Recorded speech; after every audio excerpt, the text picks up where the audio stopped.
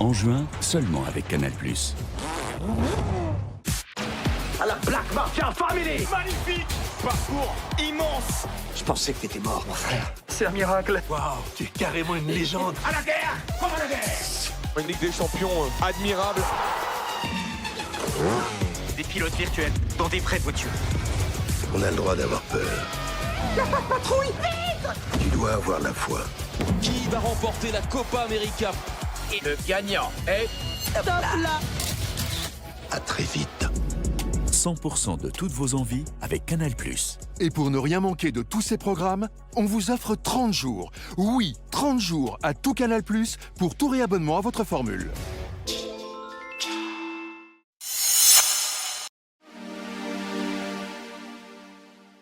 À tous et à toutes, bien le bonjour et bienvenue à la présentation du contenu de votre quotidien Matin Libre. À la manchette de votre quotidien politique nationale. À quand un chef de file de l'opposition? S'interroge votre quotidien Matin Libre. Universitaires et politiques demandent l'application de la loi. L'ONG Droits de l'Homme, Paix et Développement a organisé un atelier de réflexion sur la loi portant statut de l'opposition en République du Bénin vendredi 31 mai 2024. Des recommandations, il ressort l'urgence de normer un chef de file de l'opposition conformément à la loi. Nous restons toujours à la une de votre quotidien, vol et recel d'aluminium, un réseau démantelé à Ouedo. Les éléments de la police républicaine ont réussi à démanteler un réseau de vol et recel d'aluminium issu du chantier de construction des logements sociaux de Ouedo.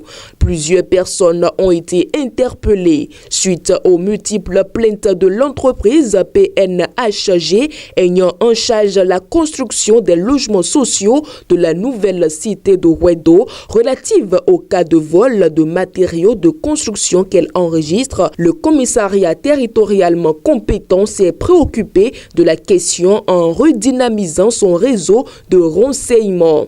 Financé par la France et la Belgique, à la loupe, les projets routes des Tata. Entre autres projets financés par l'Union européenne et ses États membres et faisant objet de visite lors de la tournée du 13 au 17 mai 2024 des ambassadeurs de l'Union européenne dans l'Atakora Donga, figurent en bonne place les projets routes des Tata et de soutien à la résilience par l'agri-élevage familial intégré. Ce sont deux projets structurants financés respectivement par la France et la Belgique au profit de la population. Autre titre à la une de votre quotidien. Tukutuna, un vieillard retrouvé mort dans un puits abandonné.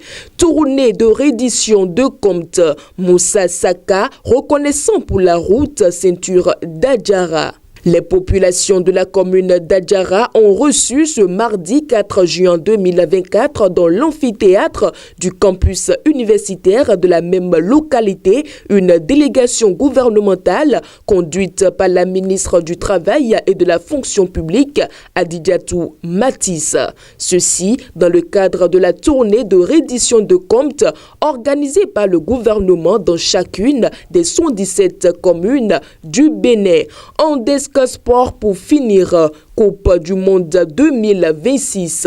La GDIZ au cœur d'un projet de maillot 100% Made in Africa. Basketball, Youssou League Pro, Saïdik Moussé, nouveau président. Le comité exécutif de la Fédération béninoise de basketball, FBB, a procédé à la nomination du comité de gestion de la Ligue professionnelle de basketball du Bénin.